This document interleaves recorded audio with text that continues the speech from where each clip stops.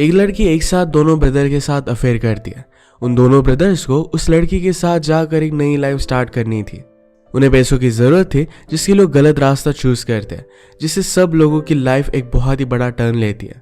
Hello friends, आज मैं आपको before the devil knows you are dead ये 2007 की एक क्राइम थ्रिलर मूवी एक्सप्लेन करने वाला हूँ। अगर आपको वीडियो अच्छा लगता है तो प्लीज इसे लाइक और कमेंट जरूर कर दीजिएगा। बिना किसी देरी के एक्सप्लेनेशन स्टार्ट करते हैं। मूवी स्टार्ट होती है और हम हमारे मेन कैरेक्टर जीना और एंडी को इंटीमेट होता देख सकते हैं। ये वैकेशन के लिए न्यूयॉर्क से दूर ब्राजील में आए हुए हैं। अपनी सब वरीज को छोड़कर इन्हें यहाँ पर रहना बहुत ही अच्छा लगता है। जीना कहती कि अगर तुम्हारे पास बहुत सारे पैसे होते तो हम लोग यहाँ पर रह सकते थे। एंडी ने कहा कि इस बात पर मैं जरा सोचूंगा। जीना बहुत खुश थी और वो रोने लग जाती है। सब वरीज छोड़कर जिस तरीके से एंडी उसे प्यार कर रहा है, ऐसा उसे न्यूयॉर्क में नहीं करता। जीना को भी न्यूयॉर्क में बहुत ही घटिया लगता है। इसके बाद हम एक ओल्ड लेडी को ज्वेलरी शॉप में देखते हैं। शॉप ओपन करने के बाद एक आदमी उसे लूटने के लिए आ गया। उसे गन दिखाता है और सबको ज्वेलरी देने के लिए कहता है। वो बेचारी ओल्ड लेडी बहुत ही डर गई थी। इस रॉबरर के पास उनके सेफ के कॉम्बिनेशन भी थे। ज्वेलरी कांच के बॉक्स में पड़ी हुई थी। इसकी चाबी ओल्ड लेडी उसे दे देती है, पर फिर भी ये कांच टूट नहीं रही थी। रॉबरर ने इसे तोड़ने की बहुत कोशिश की, पर जब वो डिस्ट्रैक्टेड था तो जहां से उस ओल्ड लेडी ने चाबी निकाली थी वहां पर गन भी थी। वो लेकर उसे शूट कर देती है। रॉबरर ने भी उस ओल्ड लेडी को शूट कर दिया।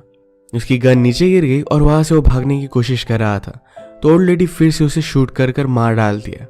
घायल होकर वो शॉप से बाहर निकला तो उसका पार्टनर बहुत ही ज्यादा डर जाता है और वहां से वो भाग गया। जो आदमी भागा है वो हमारा और एक मेन कैरेक्टर है। इसका नाम है हैंक। अब हमें हैंक की बैक स्टोरी पता चलती है। 3 दिन पहले अपनी बेटी का गेम देखने के लिए वो गया हुआ था। यहाँ पर हैंक का ब्रदर एंडी भी आया हुआ है। हैंक अपनी बेटी से बहुत प्यार करता है, पर उसकी वाइफ से उसका डिवोर्स हो चुका है। आजकल उसे चाइल्ड सपोर्ट देने के लिए भी पैसों की बहुत जरूरत है। ये बात एंडी को पता है। वो अपनी बेटी को घर पर छोड़ने के लिए आया तो उसकी वाइफ भी उसे बहुत गालियां देती है। लास्ट कुछ मंथ्स के पैसे उसने उसे दिए नहीं है। हैंक अपनी बेटी को एक अच्छा एजुकेशन देना चाहता था, तो इसके लिए वो बहुत ट्राई कर रहा था। रात में उसके ब्रदर एंडी ने उसे बार में बुलाया। एंडी कहता है कि मेरे पास एक आइडिया है, ये बहुत ही ईजी मनी होगा, हम एक प्लेस लूट सकते हैं। हैंक ने कहा कि यह तो बहुत ही सीरियस क्राइम है, ये सब मैं नहीं कर सकता। एंडी ने कहा कि इतना भी कुछ भी सीरियस नहीं है, यहाँ पर किसी का भी कोई भी नुकसान नहीं होगा, कोई हर्ट नहीं होगा। मुझे पता है कि तुम्हें पैसों की जरूरत है, तो ये काम तुम्हें कर लेना चाहिए। हैंक ये सब करने के लिए रेडी नहीं था, पर फिर भी वो डिटेल मांगता है। पर एंडी ने कहा जब तक तुम मान नहीं जाते तब तक तुम्हें कोई भी डिटेल्स नहीं मिलेगी। अगले दिन हैंक काम से जल्दी घर जाता है, क्योंकि उसका जीना के साथ अफेयर चल रहा है। इंटीमेट होने के बाद हैंक जीना से कहता है हम दोनों को दूर चले जाना चाहिए। जीना कहती कि तुम्हारे पास कोई भी पैसे नहीं है, तुम्हारे बहुत सारे प्रॉब्लम्स हैं और इससे हम नहीं बच सकते। हैंक ने कहा कि मैं सब कुछ सॉल्व कर दूंगा, तुम सिर्फ आने के लिए हाँ कहो। जीना कहती कि हमारी रिलेशनशिप सिंपल है, इसे सिंपल ही रहने देते हैं। रात में हैंक अपनी बेटी का प्ले देखने के लिए आया। उस पर बहुत ही प्राउड था। उसकी बेटी कहती कि मुझे ट्रिप पर जाना है, इसके लिए उसे $100 लगने वाले थे।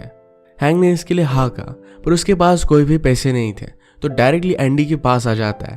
तो वो प्लान के बारे में सुनने के लिए रेडी था। हैंक ने कहा कि एक बार मैंने तुम्हें सब कुछ बता दिया, इसके बाद तुम मुकर नहीं सकते। हैंक इसके लिए मान गया। एंडी कहता है कि हम हमारे पेरेंट्स का शॉप लूटने वाले हैं। हैंक को ये बात मजाक लगती है, पर एंडी ने कहा कि उसका इंश्योरेंस है, हम जो भी लूटेंगे ये सारे पैसे फिर से हमारे पेरेंट्स को मिल जाएंगे। यहाँ पर कोई भी हर्ट नहीं होने वाला। एक डे उसका फिक्स था जहां पर उनकी शॉप पर 70 इयर्स की एक लेडी काम करती थी। उसे कुछ भी दिखता भी नहीं था, तो उससे सब कुछ सामान चुराना बहुत ही ईजी होता। हैंक अभी काम करने के लिए अनश्योर था, तो एंडी ने उसे $2000 दिए। उसने कहा कि देखो तुम्हारे कितने प्रॉब्लम्स इससे सॉल्व होंगे और इसके बाद तुम मुझे आंसर बताना। इस रॉबरी से दोनों को बहुत फायदा होगा, वो एक नई लाइफ स्टार्ट कर सकेंगे। रात में हैंक एक बारटेंडर से मिलने के लिए आया, जिसके बारे में उसे पता है कि कभी कभी इलीगल काम भी करता है। ये काम करने के लिए हैंक ने उसे मना लिया और कुछ पैसे भी दे दिए। $2000 के अपने वाइफ के पैसे भी वो दे देता है। इसके बाद रॉबरी का दिन आया। हैंक उस बारटेंडर को, जिसका नाम है बॉबी, उसे लेने के लिए उसके घर पर आता है। घर पर बॉबी की एक वाइफ और छोटा सा बेटा था। ब्रेकफास्ट करने के बाद वो निकल जाते हैं। एक जगह पर हैंक ने गाड़ी रोकी और अपने फेस के लिए नकली हेयर शो ले लेता है। इस पर बॉबी बहुत हंसा। उसने कहा कि तुमने पहले कभी भी नहीं किया, आज सब कुछ मैं ही करूंगा, तुम सिर्फ गाड़ी में बैठना, जब मैं बाहर निकलूं तो गाड़ी रेडी रखना। बॉबी ने अपने साथ एक डिस्क लाई थी, जिसे सुनने के बाद वो रॉबरी के लिए रेडी था। जैसे कि हमें पता है कि बॉबी को उस ओल्ड लेडी ने मार दिया था। हैंक इसके बाद बहुत ही ज़्यादा डर गया था। सारा मेकअप उसने निकाला और फिर वो एंडी को कॉल करता है। अब इसके बाद फिर से फ्लैशबैक में एंडी के बारे में पता चलेगा। एंडी आजकल पैसों को लेकर ज़्यादा तकलीफ में था, तो ऑफिस में भी वो ड्रग्स करता है। उनके बॉस ने एक मीटिंग बुलाई जिसमें उसे पता चला कि IRS के लोग उनका ऑडिट करने वाले हैं। एंडी ने एक बड़ा फ्रॉड किया था जिसके बारे में अब उन्हें पता चल जाएगा। उसका टेंशन दूर करने के लिए ड्रग डीलर के पास आया और वहां पर जाकर वो हाई हो जाता है। उसे वो कहता है कि जो मैं काम करता हूँ यहाँ पर सब कुछ चीज़ें एक सिस्टम के थ्रू चलती है। उसी तरीके का सिस्टम मेरे लाइफ में कुछ भी नहीं है। उसकी पूरी लाइफ बर्बाद हो चुकी है। ड्रग डीलर ने कहा कि इस सब के बारे में अपनी वाइफ से बात करो। एंडी कभी भी अपनी प्रॉब्लम जीना को नहीं बताता। घर आने के बाद फिर से एंडी और जीना के रोमांस में प्रॉब्लम स्टार्ट हो जाते हैं। एंडी कहता है कि हम ब्राजील में फिर से वापस जाएंगे, सारे टेंशन से दूर हो जाएंगे। अगर उसे सीखना पड़ा तो वहाँ की लैंग्वेज भी वो सीख लेगा। इसके लिए एफर्ट्स लेने के लिए रेडी था। जीना को ये बात बहुत अच्छी लगती है। अगले दिन वो एक शॉप में आया जहाँ पर इलीगल ज्वेलरी बाय की जाती है। उस शॉप ओनर से वो बात करता है और कहता है कि क्या अब भी तुम ये काम करते हो। ओल्ड मैन को लग रहा था कि एंडी शायद पुलिस है, तो अपना कार्ड उसे देकर चला जाता है। कहता है कि मेरे बारे में तुम रिसर्च कर सकते हो। इसके बाद ही एंडी ने हैंक को एक काम करने के लिए रेडी किया था। जब सब कुछ गड़बड़ हो गई तो उनके फादर को हॉस्पिटल से उन्हें कॉल आता है। हॉस्पिटल में आने के बाद उन्हें पता चला कि उनकी मदर की डेथ हो चुकी है। शॉप में कोई दूसरी ओल्ड लेडी नहीं तो उनकी मदर ही थी। मदर अब पूरी तरीके से अनकॉन्शियस है और बाद में वो कोमा में चली जाती है। शॉप में तो वहाँ काम करने वाली अलग ओल्ड लेडी होनी चाहिए थी, और अब ये सब हुआ कैसे, यह हमें पिछली रात की स्टोरी से पता चलता है। इनके फादर का नाम था चार्ल्स और मदर का नाम था नेनेट। रॉबरी के दिन फादर की आई एग्जाम थी तो वहां पर वो जाने वाले थे। रात में नेनेट को कॉल आया। जो ओल्ड लेडी वहां पर काम करती थी उसे किसी और काम के लिए बाहर जाना था। ये डिसाइड करते कि चार्ल्स अपनी आई एग्जाम लेने के लिए जाएगा और नेनेट अपना शॉप संभालेगी। चार्ल्स चेकअप करवा कर नेनेट को लेने के लिए आया तो वहां पर डायरेक्टली पुलिस थे। नेनेट को इस तरीके से देखकर उसे बहुत बुरा लगता है। डॉक्टर ने उनसे कहा कि आपकी वाइफ ब्रेन डेड है, हम कितना भी कुछ भी करें पर फिर भी वो इसी तरीके से रहेगी। ये सब चीज़ें हैंक हैंडल नहीं कर पाता और वहां से वो चला गया था। अगले दिन पेपर में बॉबी की फोटो छपी थी। ये देखकर चार्ल्स डिस्टर्ब हो जाते हैं। उन्होंने कहा कि ऐसा कोई भी कर कैसे सकता है। वो पुलिस के पास जाकर इसके बारे में और भी इंफॉर्मेशन निकलवाने की कोशिश करते हैं पर उन्हें कोई भी हेल्प मिल नहीं पाती। उन्होंने खुद इसके बारे में बहुत रिसर्च की पर फिर भी कहीं पर भी ये नहीं पहुंचते। कुछ दिन गुजर चुके थे। एंडी ने कहा कि आपको मदर को लेकर डिसीजन लेना पड़ेगा। इस तरीके से हमेशा हम मशीन्स की मदद से उन्हें जिंदा नहीं रख सकते। इसके बाद मदर का फ्यूनरल हुआ। हैंक को बहुत ही ज़्यादा गिल्टी लग रहा था तो जल्दी से यहाँ से वो चला जाता है। फ्यूनरल के बाद चार्ल्स ने फिर से पुलिस ऑफिसर को कॉल करने की कोशिश की पर उसका कॉल कोई भी उठा नहीं रहा था। वो पुलिस से भी अब तंग आ चुका है। इसके बाद फ्लैशबैक में हैंक ने रॉबरी के बाद क्या किया था इसके बारे में हमें पता चलेगा।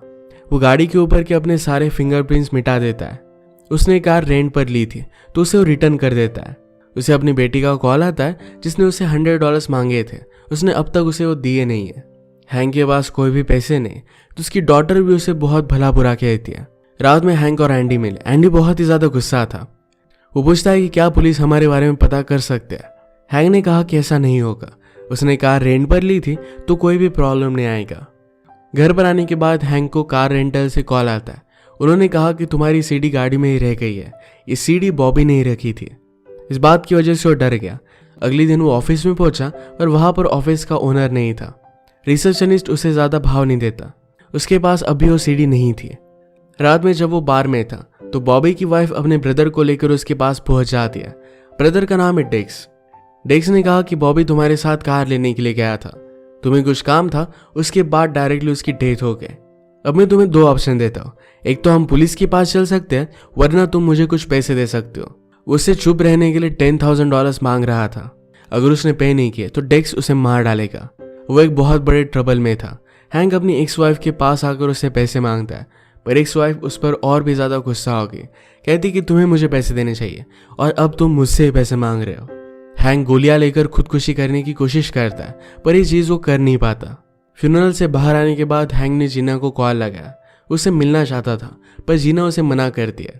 उसने कहा कि एंडी को मेरी ज़रूरत है। अगले दिन वो कार रेंटल शॉप में आता है और उसका आईडी मांगते हैं। हैंक ने किसी और नाम से ही गाड़ी ली थी तो अपना आईडी और नहीं दे सकता। ये एक ट्रबल हो सकता था पर उसने अपना क्रेडिट कार्ड उसे दे दिया। उसे सीडी फिर से वापस मिल गई। अब फिर से एंडी की स्टोरी आगे बढ़ती है। जब उसकी मदर ही हर्ट हो गई तो उसे बहुत ही पछतावा हुआ था। उसके ऑफिस वालों को पता चल गया कि उसने फ्रॉड किया है, तो ऑफिस से उसे बार बार कॉल आ रहे थे। वो बहुत ही ज़्यादा टेंशन में आ गया और अपनी ड्रग डीलर के पास गया, पर एंडी की कोई भी अपॉइंटमेंट नहीं थी, तो ड्रग डीलर उसे अंदर नहीं आने देता। फ्यूनरल के बाद एंडी के फादर ने उसे बात की थी। उसे कहते कि मैंने हमेशा तुम्हें घटिया तरीके से ट्रीट किया, मैं डरता था कि तुम मेरी तरह ना बनो, तुम मुझसे बेटर बनो। उसे सॉरी कह रहे थे। एंडी ने कहा कि कभी भी मैं तुम्हारी फैमिली का हिस्सा ही नहीं था। चार्ल्स गुस्सा होकर उसे थप्पड़ मारते हैं। एंडी फिर जीना को लेकर घर आने लग गया। वो बहुत रोता है। जीना से कहता है, मैं कभी भी मेरे फादर की तरह नहीं बनना चाहता था, इसी वजह से मैंने कभी भी मेरे प्रॉब्लम्स तुम्हें नहीं बताए। हमारे रिलेशनशिप को भी लेकर मैं बहुत डरता आ रहा हूँ। जीना समझ गई थी कि एंडी के साथ कुछ ना कुछ तो चल रहा है। वो ऑफिस जा रहा था तो जीना कहती कि तुम्हें आज नहीं जाना चाहिए। तुम घर वापस आने के बाद अगर मैं घर में ना रहूं तो फिर तुम क्या करोगे।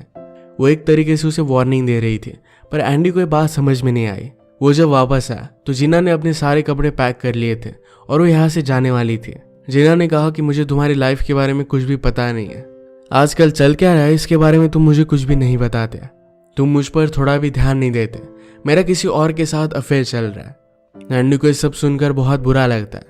जीना ने कहा कि वो तुम्हारा ब्रदर ही है। इसके बाद वो यहाँ से चली गई। पैरेलल में चार्ल्स अब डिसाइड करते हैं कि इन्वेस्टिगेशन अब वो खुद करेंगे। वो खुद ज्वेलरी बिजनेस में थे, तो कहाँ पर इलीगल ज्वेलरी सेल की जाती है, इस सब के बारे में उन्हें पता था। वो उसी ओल्ड मैन के पास आए जहाँ पर एंडी ऑलरेडी आ चुका था। वो उससे पूछते कि क्या अब भी तुम वही बिजनेस करते हो। ओल्ड मैन कहता है कि हमेशा तुम खुद को कुछ और ही समझते थे, ये वर्ल्ड किस तरीके से वर्क करता है इसके बारे में तुम्हें पता नहीं था। पैसों के लिए लोग कुछ भी कर सकते हैं। चार्ल्स वहां से जाने लग गया तो ओल्ड मैन एंडी का कार्ड उसे दे देता है। ये देखने के बाद चार्ल्स को शॉक लगा। वो सब कुछ समझ गए थे। हैंक ने एंडी को कॉल किया और उसे डेस्क के बारे में बताता है। अब उन्हें $10,000 लगने वाले थे। एंडी इन सब ट्रबल से बचने के लिए अपना सारा सामान पैक कर लेता है। अब वो कंट्री छोड़कर जाने वाला था। ऑफिस में आकर उसने अपने पैसे ले लिए। अब चार्ल्स उसका पीछा करने लग गए थे। एंडी हैंक को कहता है कि चलो हम डेस्क से जाकर मिलते हैं। हैंक ने कहा कि अगर हमने डेस्क को पैसे दे दिए तो हमेशा वो हमें ब्लैकमेल करता रहेगा। एंडी ने कहा कि फाइनली तुम्हारा दिमाग चला, हम उससे जाकर बात करते हैं और देखते हैं कि आगे क्या होगा। हैंक ने कहा कि हम $10,000 कैसे लाएंगे। एंडी फिर उसे अपने ड्रग डीलर के पास लेकर जाता है। उसके पास आने के बाद उसने उसे बहुत मारा। अंदर उस डीलर का एक क्लाइंट पड़ा हुआ था। एंडी गन लेकर उसे मार डालता है। हैंक इससे डर गया। एंडी ने लॉकर से सब कुछ पैसे निकाल लिए। जाते जाते वो ड्रग डीलर को भी मार देता है। हैंक ने कहा कि हमें ये सब करने की जरूरत नहीं थी। एंडी कहता है कि वो ड्रग डीलर हमारे पीछे गैंग लेकर आता, हम उससे बच नहीं सकते थे। इसके बाद वो डायरेक्टली डेस्क के पास आए। उसे वो पैसे दिखाते हैं और एंडी ने उस पर गन लगा दी। उसे चेक करता है। उसके बाद उसे भी उसने मार दिया। घर पर बॉबी की वाइफ थी, उसे भी वो मारने वाला था, पर हैंक उसे कहता है कि तुम ऐसा कर नहीं सकते, उसे मारने से पहले तुम्हें मुझे मारना पड़ेगा।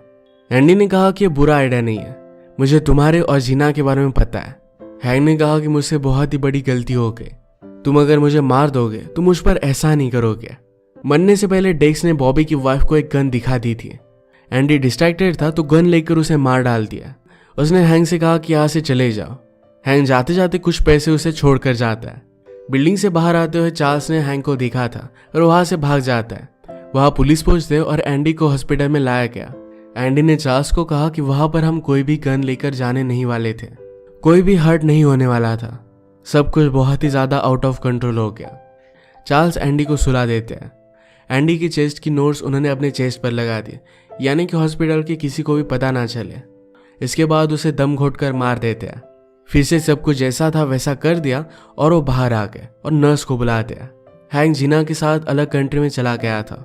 इसी के साथ ये मूवी एंड हो जाती है। ये हमें बता के जाती है कि गलत रास्ते का एंड कभी भी अच्छा नहीं होता, सब लोगों को इसके लिए भुगतना ही पड़ता है। अगर आपको वीडियो अच्छा लगा तो प्लीज़ इसे लाइक और कमेंट जरूर कर दीजिएगा। ये बहुत सारी मूवीज़ लेकर आते रहते हो, तो प्लीज़ चैनल को सब्सक्राइब कर दीजिए और बेल नोटिफिकेशन आइकॉन देना मत भूलिएगा। हम फिर से मिलेंगे और एक नई मूवी के साथ, तब तक के लिए थैंक यू और आप अपने आप का ख्याल रखिए।